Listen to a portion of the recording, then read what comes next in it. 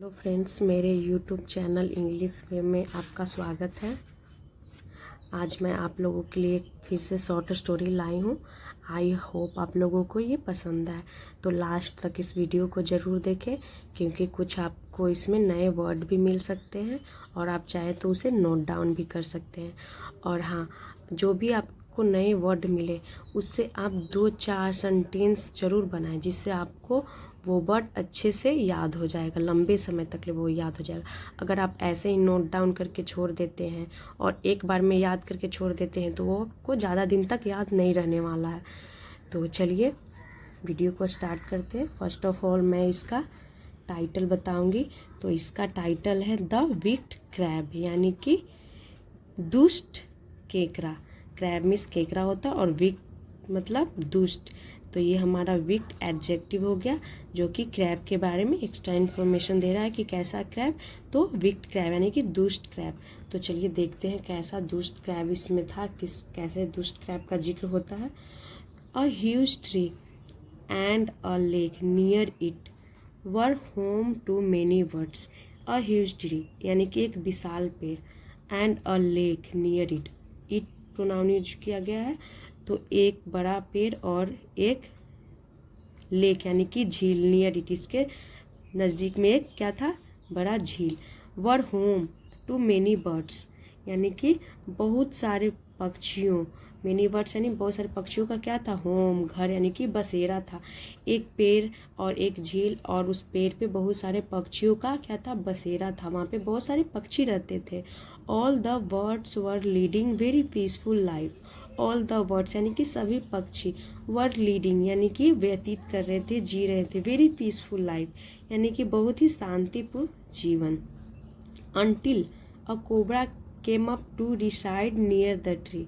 Until जब तक, अ cobra came up यानी कि कोबरा, अब देखिए कोई कोई वर्ड ऐसे होते हैं कि जैसे हम आपको अलग अलग नहीं बता सकती हूँ, उसे मैं एक साथ जमा करके हम बोलते हैं। तो until a cobra came up to reside near the tree, यानी रिसाइड मतलब होता है रहने। तो जब तक कि वो एक कोबरा वहाँ पे रहने के लिए ना आ गया, तो उससे पहले सभी पीसफुल जीवन जी रहे थे, यानी कि शांतिपूर्ण जीवन व्यतीत कर रहे थे। तो चलिए आगे देखते हैं क्या होता है यहाँ से। To fulfil his appetite, fulfil मतलब यानी कि अपनी भूख को मिटाने के लिए, एपेटाइट मतलब होता है भूख, अपनी भूख को मिटाने के लिए the cobra would eat the eggs, जो कोबरा था वो क्या किया करता था, ईट द एग्स, अंडों को क्या करता था, खा जाया करता था। और यहाँ पे वुड का यूज किया गया है, जो कि जब हमें पास्ट की रिपीटेशन को दिखाना हो तो हम यूड का यूज करते हैं, इसके जगह आप यूज टू को भी यूज कर सकते हैं। तो वो क्या क्या करता था, खा जाया करता था एग्स, अंडों को, एंड द यंग वंस यानी कि बच्चों को, ऑफ द बर्ड्स यानी पक्षियों के बच्चों को और अंडों को वो खा जाया करता था कोबरा यानी कि नाग। पर टॉप का मतलब हो गया व्याकुल होकर के, परेशान होकर के बोल सकते हैं। तो ये हमारा एडजेक्टिव हो गया। The birds assembled near the lake, the birds जो पक्षी थे वो असेंबल्ड यानी कि इकट्ठे हुए, नियर द लेक यानी कि लेक के पास यानी झील के पास, फॉर एन अर्जेंट मीटिंग यानी कि एक जरूरी बैठक के लिए, मीटिंग के लिए वो सारे असेंबल्ड हुए यानी कि इकट्ठे हुए, एक साथ हुए। If we don't check the evil moves of the cobra, our families will soon extinct, grabbed one of the birds। चलिए यहाँ तक देखते हैं।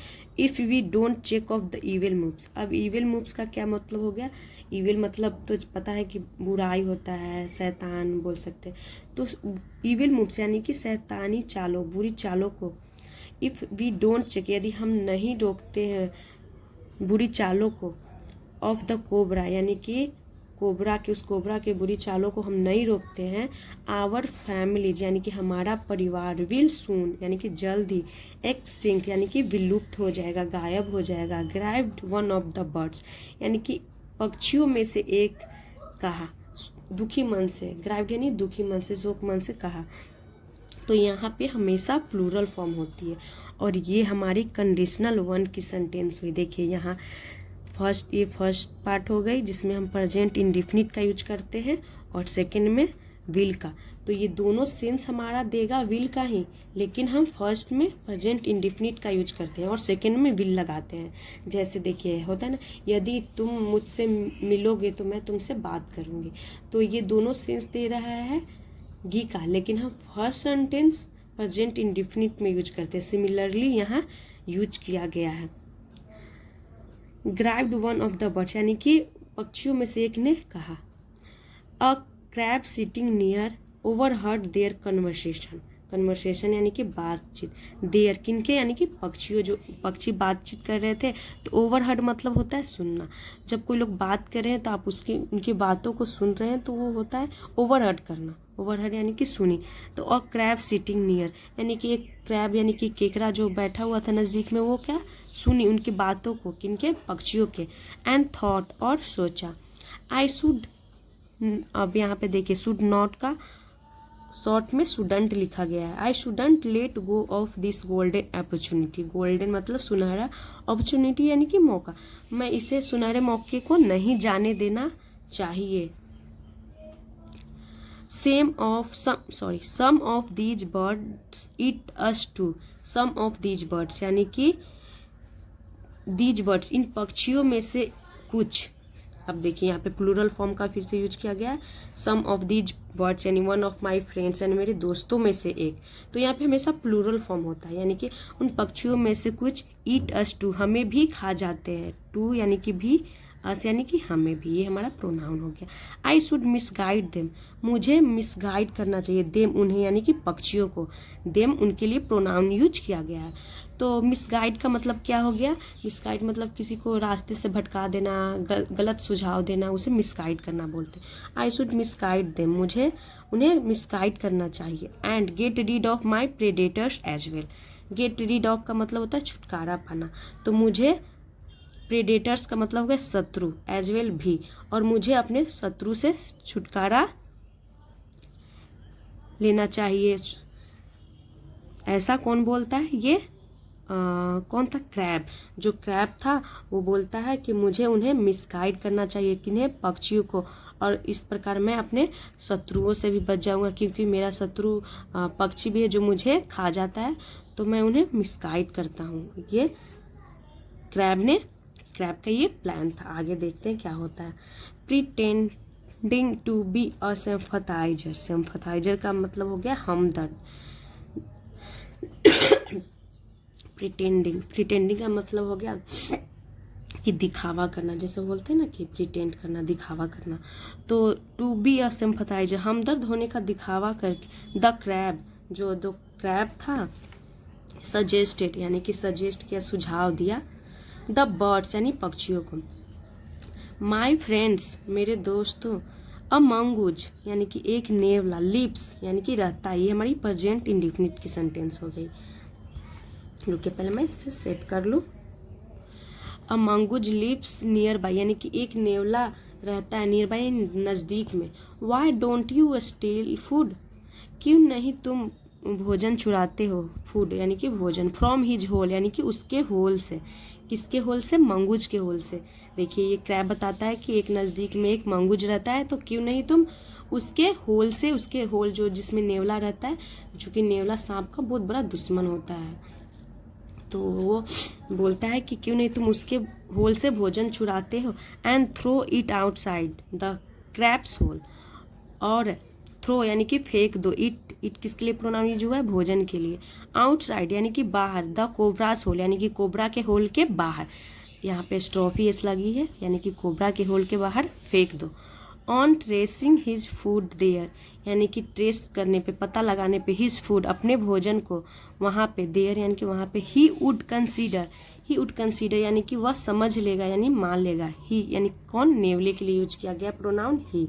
तो ही हमारा यहाँ पे सब्जेक्टिव प्रोनाउन हो गया।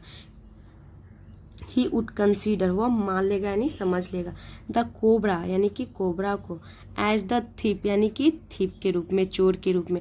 अब भोजन को ट्रेस करते हुए वो पहुंचेगा मंगूज कहाँ पहुँचेगा, कोबरा के होल के पास, तो उसे ही थीप मानेगा। जब देखेगा कि इसके होल के बाहर मेरा खाना है तो उसे ही मानेगा, ऑब्वियसली उसे ही मानेगा।